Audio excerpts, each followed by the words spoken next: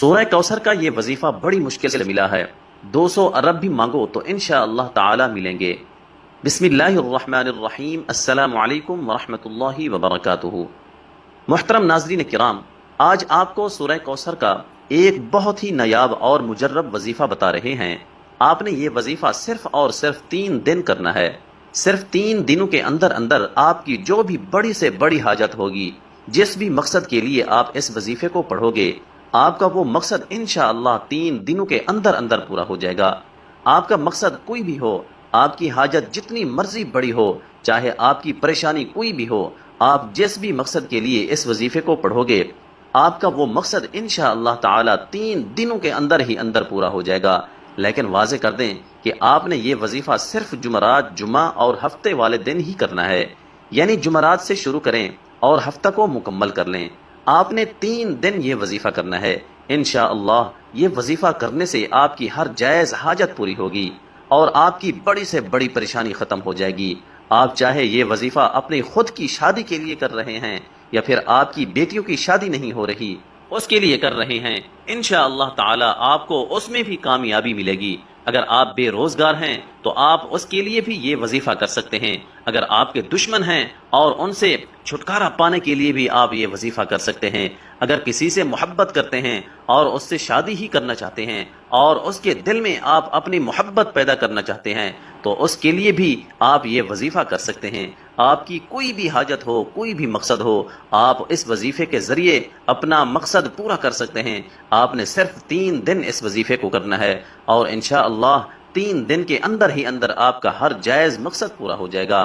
اس وظیفے کو شروع کرنے سے پہلے درود شریف لازمی پڑھیں۔ درود شریف آپ ہمیشہ ہی ابراہیمی درود شریف پڑھا کریں۔ آپ نے وظیفہ کس طرح کرنا ہے؟ آپ نے سورہ کوثر پڑھنی ہے۔ تمام مسلمان اچھی طرح جانتے ہیں کہ سورہ کوثر قرآن پاک کی سب سے چھوٹی سورت ہے۔ اس کی 3 آیتیں ہیں اور یہ قرآن پاک کے 30ویں پارے میں ہے۔ آپ کی کوئی بھی حاجت ہے، کوئی بھی مقصد ہے، لیکن شرط یہ ہے کہ وہ مقصد صرف جائز ہی ہونا چاہیے۔ اس کو ذہن میں رکھ کر آپ نے یہ وظیفہ کرنا ہے۔ وظیفہ کرتے وقت پورا دھیان آپ کا وظیفے پر ہی ہونا چاہیے، دل میں کوئی بھی وسوسہ نہ آئے۔ انشاءاللہ اس وظیفے کو کرنے کے بعد آپ کی اللہ سے مانگی ہر دعا قبول ہوگی۔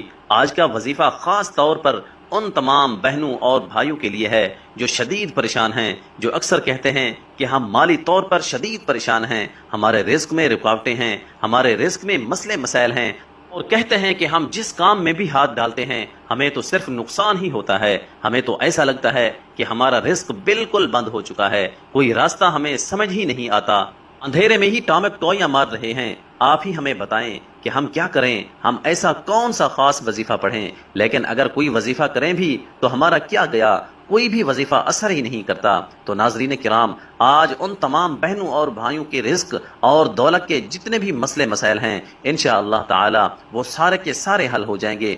اور انشاءاللہ جو لوگ قرضوں میں ڈوبے ہوئے ہیں، جن لوگوں کا بال بال قرضوں میں جکڑا ہوا ہے، ان کا قرض بھی اتر جائے گا کہ انہیں خبر بھی نہیں ہوگی۔ اور جو بندہ نوکری کے لیے شدید پریشان ہے، رزق کے جتنے بھی مسائل ہیں، ان سب مسائل کے لیے آپ کو اس مسئلے کو ذہن میں رکھتے ہوئے یہ وظیفہ کرنا ہے۔ یہ وظیفہ آپ کسی بھی وقت اور کسی بھی جگہ پر کر سکتے ہیں۔ بے شک آپ اسے چلتے پھرتے کر لیں یا پھر جہاں بھی آپ موجود ہوں، کچن میں موجود ہوں، چارپائی پر ہوں، سفر میں ہوں، یا گھر میں کوئی کام کر رہے ہوں، باہر کسی پارک میں چہل قدمی کر رہے ہوں، یا پھر کھیتوں میں کام کر رہے ہوں، آپ بآسانی اس وظیفے کو کر سکتے ہیں۔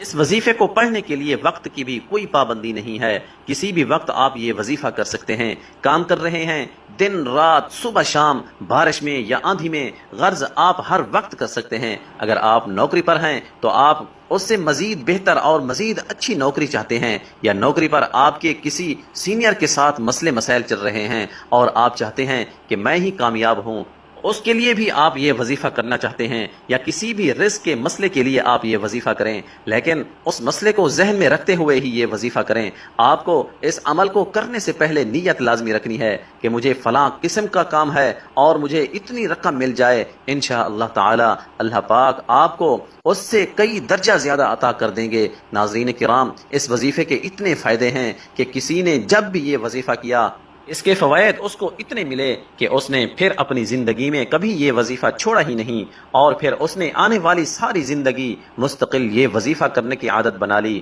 اور اب بھی وہ ان 3 دن لازمی یہ عمل کرتے ہیں۔ جب آپ لوگ سب سے پہلے یہ وظیفہ کرنے لگیں تو کوشش کریں کہ اس وقت بھی باوضو ہو جائیں۔ وضو کرنے کے بعد اگر آپ لوگ گھر میں موجود ہیں تو سکون سے ایک جگہ بیٹھ جائیں۔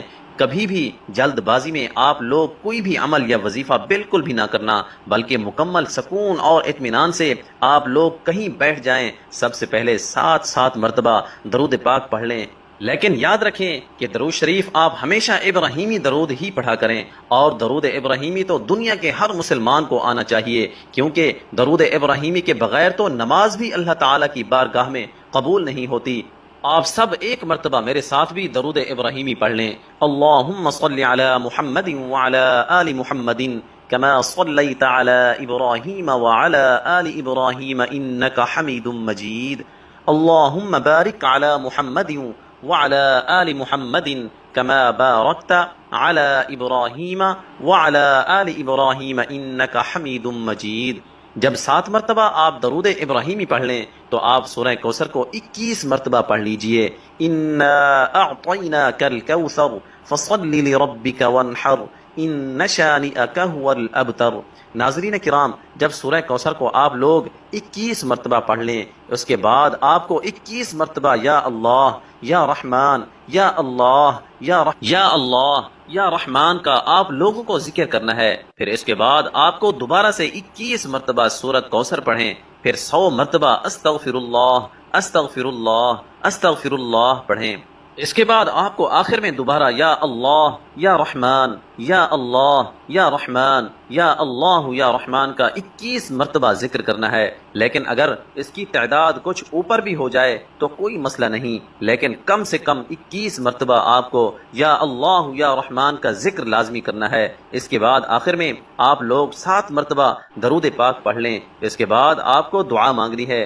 عمل جب شروع کریں تو آپ کو اپنے دل و دماغ میں اپنی حاجت یا مراد یا پھر کوئی مشکل کام وغیرہ رکھنا ہے جس مقصد کے لیے آپ یہ عمل کر رہے ہیں، اور اس کے بعد آخر میں آپ لوگ دعا ضرور مانگیے گا اپنی تمام پریشانیوں کے لیے، حاجتوں کے لیے، دکھ تکلیف کے لیے۔ اللہ پاک سے رو رو کر گڑ گڑا کر آپ کو دعا ضرور مانگنی ہے۔ انشاءاللہ تعالی اللہ پاک آپ پر بھی ضرور کرم فرمائیں گے۔ لیکن ناظرین کرام، صدقہ لازمی دیا کریں۔ صدقے سے مراد ایسے محتاجوں اور ضعیفوں کو جن کی کہ کوئی کمائی نہ ہو اور نہ ہی جن کا کوئی کمانے والا ہو۔ صدقہ کے لیے بہترین یہ ہے کہ آپ اپنے قریبی ارد گرد کے ہمسایوں پر نظر دوڑائیں، تو آپ کو کئی گھرانے ایسے نظر آئیں گے کہ جن کے پاس کچھ بھی نہیں ہے، لیکن وہ پھر بھی کسی دوسرے کے آگے ہاتھ نہیں پھیلاتے۔ انہیں اپنا فالتو سامان یا مال روپیہ اس نیت سے دیں کہ صرف اللہ کی اطاعت ہو اور اس کی مخلوق کا کام بنے۔ بخاری و مسلم کی حدیث میں ہے کہ 7 قسم کے لوگوں کو اللہ تعالیٰ اپنے عرش تلے سایہ دے گا، جس دن اس کے